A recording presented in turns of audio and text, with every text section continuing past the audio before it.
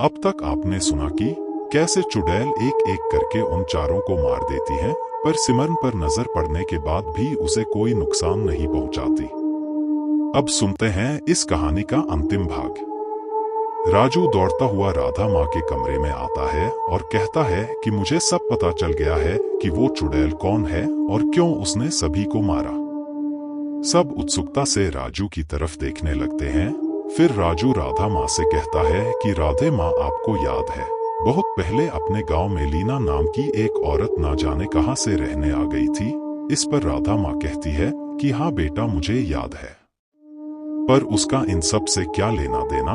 वो औरत तो फिर एक दिन ना जाने अचानक से कहीं चली गई और उसका कुछ पता नहीं चला। इस पर राजू कहता है कि पर मुझे सब पता चल गया कि वो औरत अचानक कहाँ गायब हो गई है। बहुत पहले जब हमारे गांव में लीना नाम की वो औरत काम की तलाश में रहने आई थी, तो उसने गांव के बाहर ही अपनी झोपड़ी बना ली थी और वो काम के तलाश में गांव-गांव में भटकने लगी। उसी सिलसिले में उसकी मुलाकात अपने गांव के जमींदार राणा साहब से हुई थी। राणा जी के खुद के कारखाने थे, उन्हें भी और मजदूरों की जरूरत थी, तो उन्होंने लीना को काम पर रख लिया। उन्होंने लीना को अपने मुंह पर हमेशा एक कपड़ा बांधकर रखते देखा था। उन्होंने कई बार लीना से इस बारे में पूछा भी, पर लीना हमेशा यही कहती कि मुंह पर कपड़ा बांध के रखना मेरी मजबूरी है, पर मैं काम के मामले में कभी आपको शिकायत का मौका नहीं दूंगी। लीना सच में एक बहुत ही मेहनती औरत थी। काम के मामले में वो कोई आनाकानी नहीं करती थी। उसके काम करने के तरीके से राणा साहब भी बहुत संतुष्ट रहते थे और इसी तरह सबके दिन बीत रहे थे। पर वो मनहूस दिन भी आ ही गया जिसने सब कुछ बदल कर रख दिया। एक दिन लीना अपना काम कर रही थी कि ना जाने कहां से एक हवा का झोंका आया और लीना के मुंह पर बंधा कपड़ा खुलकर गिर गया, जिससे उसके भयानक लंबे और नुकीले दांत बाहर दिखने लगे। पर वो समय दोपहर के खाना खाने का था, तो सभी मजदूर खाना खाने घर गए हुए थे, इसलिए किसी ने लीना को ऐसे नहीं देखा। पर उसी समय ना जाने कहां से राणा साहब का बेटा वहां खेलते हुए आ गया और लीना का ऐसा रूप देख के डर गया। डर से उसकी हालत खराब हो गई। उसके मुंह से आवाज तक नहीं निकल रही थी और वो डर से थर थर कांपने लगा। उसकी ऐसी हालत देख लीना उसके पास गई और झुक के उसके पास बैठ के उसे समझाने लगी और उससे ना डरने के लिए बोलने लगी। पर तभी ना जाने कहां से राणा साहब के लड़के में इतनी हिम्मत आ गई कि वो जोर जोर से गला फाड़ के चिल्लाने लगा। लीना उसे शांत ही करा रही थी कि तभी ना जाने कहां से राणा साहब वहां पर आ गए और लीना का ऐसा रूप देख वो भी डर से कांप उठे। पर उनके वहां आने से पहले ही उनका लड़का डर से बेहोश हो गया था।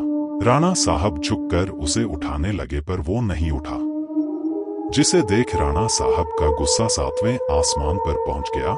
उन्हें लगा कि उनका बेटा अब कभी नहीं उठेगा। वो गुस्से में लीना की तरफ पलटे और उससे गरजते हुए बोले कि वो उनके बेटे के साथ अभी क्या करने वाली थी। लीना को ऐसे सवाल की उम्मीद नहीं थी और वो डर भरी नजरों से राणा साहब की ओर देखने लगी। उसकी तरफ से कोई जवाब न पाकर राणा साहब गुस्से से तिलमिला उठे और जाके लीना का गला दबाने लगा और उससे बार बार एक ही सवाल पूछते कि वो यहाँ किस मकसद से आई है। लीना उन्हें बार बार समझाती रही, खुद को छोड़ने के लिए मिन्नतें करती रही, पर राणा साहब ने उसकी एक ना सुनी। राणा साहब ने जल्द ही अपने सभी दोस्तों को बुला लिया, जिसमें सूरज, सुभाष और सिमरन के पापा धीरज भी शामिल थे। वो लोग लीना को लेकर जंगल में चले गए और वहां ले जाकर उसी नारियल के पेड़ से उसे बांध दिया। वो रोती रही, चिल्लाती रही कि उसे छोड़ दो, वो यहाँ से बहुत दूर चली जाएगी और फिर कभी लौट के वापस नहीं आएगी। सिमरन के पापा धीरज ने कहा भी कि जब वो इतना गिड़गिड़ा रही है तो उसे जाने ही देते हैं, पर किसी ने भी उनकी एक नहीं सुनी। वो लोग उसे डायन, चुड़ैल और पता नहीं क्या क्या उपाधि देने लगे और साथ ही साथ गंदी और भद्दी गालियां देने लगे। तभी सुभाष ने एक पत्थर उठाया और उसे लीना को दे मारा, जो सीधा उसकी एक आंख पर जा लगा और तुरंत ही उसकी एक आंख बाहर निकल के जमीन पर गिर पड़ी और वो दर्द से तड़प उठी। इतना सब होने के बाद भी किसी को उस पर तरस नहीं आया। सिमरन के पापा धीरज को ये सब अच्छा नहीं लग रहा था, पर उन्हें पता था कि यहाँ उनकी कोई सुनने वाला नहीं है। तभी ना जाने कहां से सूरज एक रस्सी लेकर आ गया और उसे लीना के गले में बांधकर वही नारियल के पेड़ से लटका दिया। वो चिल्लाती रही कि वो बचपन से ही ऐसी है, वो कोई चुड़ैल नहीं है, उसके ये दांत पैदाइशी है। पर किसी ने उसकी बात नहीं मानी।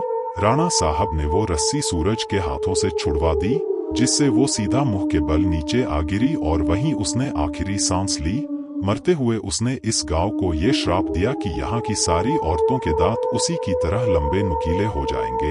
यहाँ पर जन्म लेने वाली सारी लड़कियां अब मेरी तरह ही रहेगी और मैं तुम लोगों से अपना बदला लेने जरूर वापस आऊंगी। और इतना बोल के उसने दम तोड़ दिया। राणा साहब और सबने मिलकर वहां एक गड्ढा खोदा और लीना को वहीं दफनाकर चले आए और गांव में ये अफवाह फैला दी कि वो खुद से काम छोड़कर कहीं चली गई। ये उसकी की आत्मा है जिसने एक एक करके सभी से बदला लिया।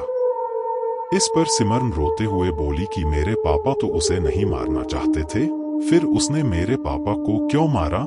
इस पर सोहन उसके सर पर हाथ फेरता हुआ बोला कि भले ही तुम्हारे पापा ने उसे नहीं मारा, पर वो भी तो वही उन्हीं लोगों के साथ थे जिन्होंने उसे मारा। इस पर सिमरन जोर जोर से रोने लगी। रमा उसे संभालने लगी। तभी इतनी देर से खामोश दादी ने उसे पूछा कि उसे ये सब कैसे पता, तो राजू ने बताया कि सूरज मरने से पहले उससे शराब के ठेके पर मिला था और जब बातों ही बातों में चुड़ैल का जिक्र आया तो उसी ने मुझे ये सब बताया। अब सभी वहां पर खामोश बैठे थे। सभी को अब चुड़ैल के लिए बहुत बुरा लग रहा था और उससे हमदर्दी हो रही थी। और दादी ने कहा कि शायद अपना बदला लेने के लिए ही आज तक वो चुड़ैल बन के भटक रही थी और आज उसका बदला पूरा हो गया। अब उसकी आत्मा को शांति मिलेगी। और वहां मौजूद सभी ने उसकी आत्मा की शांति के लिए भगवान से दुआ मांगी और इस तरह से इस कहानी का अंत होता है। कहते हैं कि इसके बाद वहां की सारी लड़कियां फिर से पहले की तरह हो गई और वहां फिर कभी किसी को कोई चुड़ैल नहीं दिखी। उम्मीद है आपको इस कहानी का अंतिम भाग जरूर पसंद आया होगा। ऐसी और कहानियां सुनने के लिए सब्सक्राइब करें हमारा चैनल फेयरटेल्स।